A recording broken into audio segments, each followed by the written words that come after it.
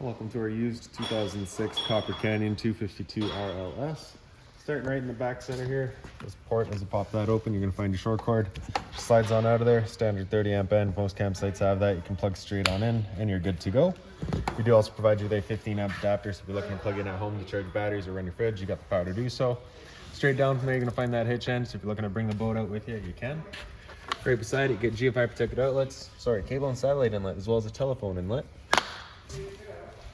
Around the corner, you'll find your stabilizer jack here. All it does is run down, contact the ground, give it another turn or so, and that'll firm it up, getting rid of any sort of bouncer slate that you got in the back of the unit here. And your bumper, if you pull this little slide out of there, and then inside of the back bumper, you are going to find your sewer hose. So just take note of those two ears in the adapter here. It's all be hooking it up to your sewer system. The hose itself, once fully extended, is about 20 feet long. Just keeping it stored in the bumper back here to help keep any sort of stench out of the unit, keep things a bit fresher. Cap just slides back into place. And then just kind of that lock right back down through it. Right. As we come towards the front of the unit, you get one end of your storage compartment here. Just pops on open. You can see just kind of wide open storage. You do have the manual override towards the front here. That would be for your slide out. So if that were to fail and for any reason, you can still run it in or out. Up above that, you get an exterior shower. So as you open that up, you get a standard water hose. With the standard water hose, I believe it's 3 feet. Hot and cold water, of course. Directly up above that's your city water connection. Water hose will plug into there, turn on the water. That'll pressurize your water lines throughout the unit. Up towards the back here is your satellite prep. So that would just plug on into there, fire up at your TV locations. One propane tank here. So as we open this up, you'll find the one tank. The regulator, you have 2 tanks, of course. They are both regulated on the same side, which is the far side. Right here is just gonna leave that blank for now. Towards the front of the unit, or sorry, your sewer system. It's directly underneath your storage compartment. You can see you got the cap off there. It's got the same ears on it that your sewer hose had. It'll attach the same way where you're just plugging it in, turn it until it locks in. Up towards the front here, you get a water valve. So you're just gonna pull that, it allows the tank to drain itself out. Same thing in the back there. Towards the front, you get your landing leg controls. So extend brings it up, retracts brings it down. Storage compartments here. Flip it on open, just wide open storage. That's your battery box right there. It is vented out through here, so you just want to make sure it's not blocked off. On this side here, you get little service lights. Simple as that.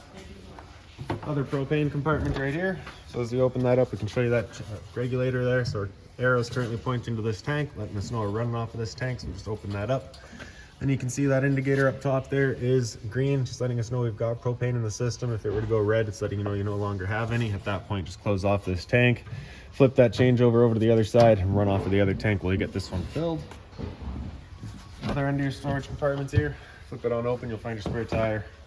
Also get your water hose in here, as well as that park adapter I was telling you about. So your 30 amp cord into there, 15 to a standard outlet. Manual jacks. There's also a light up on the front here. Just got its own little slider there. You'll notice the lights right there have their own sliders like that. This is your awning hook.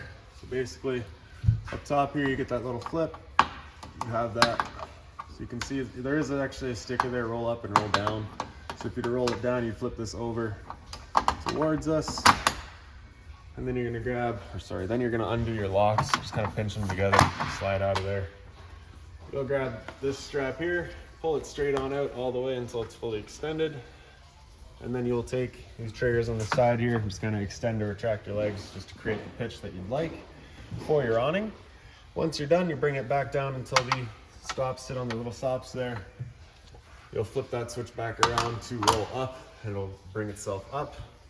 You do want to guide it as it comes back in because it does kind of shoot back towards the trailer. So again, you just want to be grabbing that strap and just kind of guide it in nicely.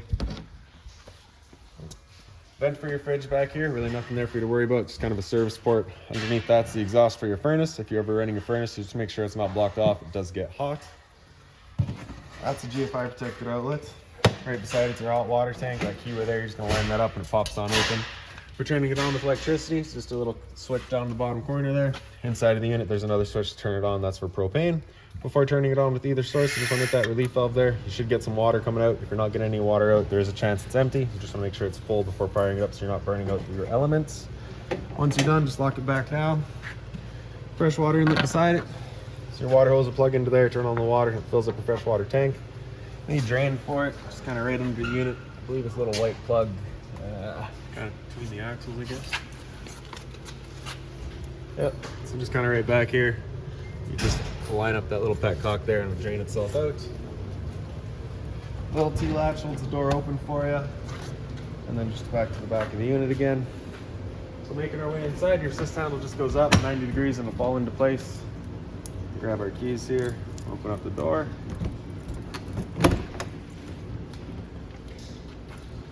For your steps, you're gonna grab this bar there and pull it straight on out. Flip that last step over, and then we'll make our way inside. The first things first is right on the right there, you get your fire extinguisher. That's standard, pull the pin, point, and shoot. Beside it is your slide out switch. Press and hold out, and that slide will make its way out. Once that slide's fully extended, it'll just kind of stop in place, and then you'll hear some clicks from the motors. It's just letting you know they've reached their stall. So while we're waiting on that, right inside the entry door, you've got your light switches. One on top on the left there does your entry light, does your interior lights. One on the right does your porch light right outside, and this one on the bottom here does a little scare light towards the front of the unit.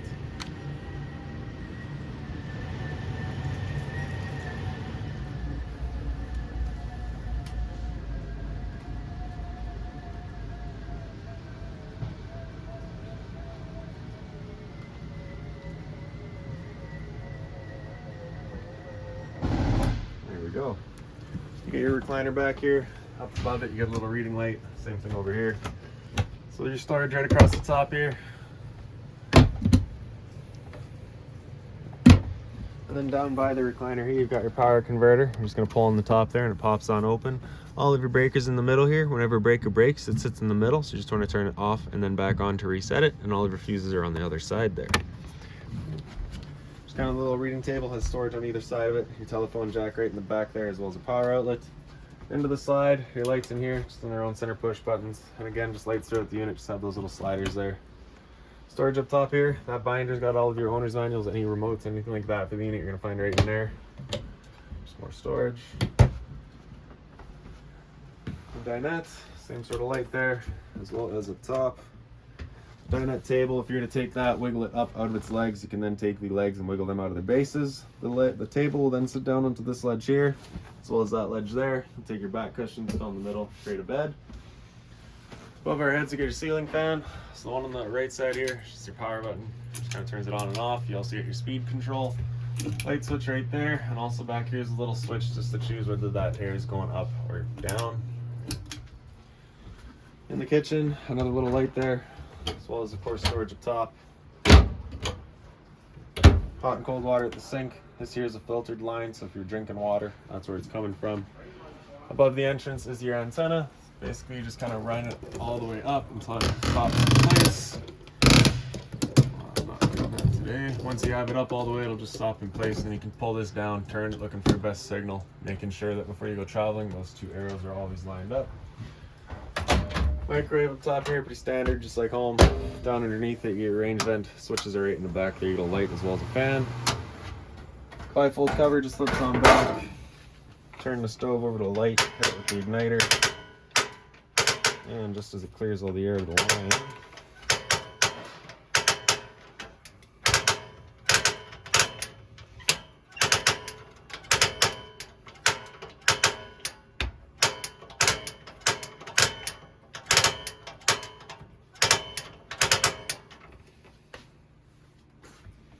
the stove's the same deal. Well, no, not at all actually. Sorry, I lied. You open it up, turn it over to pilot, press and hold that knob. In the back corner, you take a lighter and you light up that pilot light. Once you have it going, you're just going to release that knob. Then you can turn up to your desired temperature. It fires right up. Once you're done, just turn it off.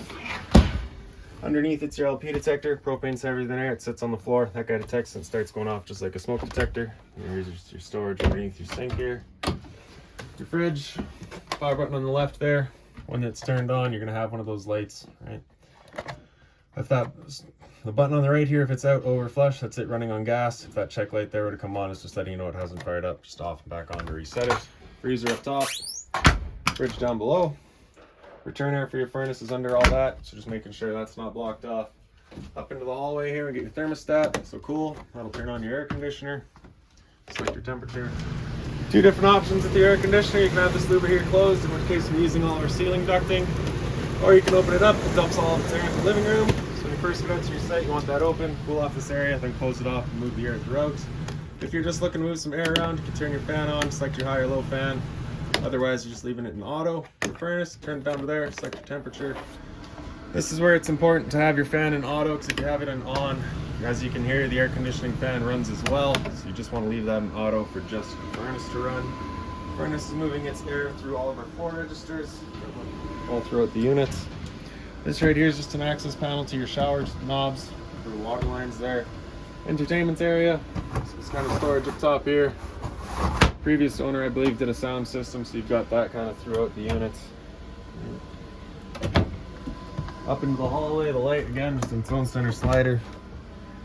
Into the bathroom, the light switch is on the wall. Toilet flips on open, you get your flusher on the left side there. Medicine cabinets. Roof vents above our heads, so just turning that knob to open it up. Previous owner did do Maxxair, so you got all those installed. The fan switch right back there as well. Shower, pretty well standard, hot and cold water, standard head and hose, simple as that. Across the hall from there, you get some closet space, kind of open storage, as well as here, and the two drawers. And then in the bedroom, the light just on its slider there. You pick up the foot of your bed, you do get a small storage compartment. Okay. Carbon monoxide up on the wall there. And this here is an emergency exit. So you're pulling that to get rid of the screen, take the sound layer, throw it outside, hop on out, simple as that. Two more reading lights above the heads in the bed, same sort of sliders there. And then the TV right behind me, all hooked up and ready to go. The only thing I'm really going to go over is your antenna right back here. So if that booster turned on, that's just going to help clear up your signal for both your TV and your stereo. Just making sure that is turned off whenever you're not using the unit, because it does drain your battery. So that's about it for this little thing. If you've got any other questions on it, please feel free to give us a call, 204-237-7272.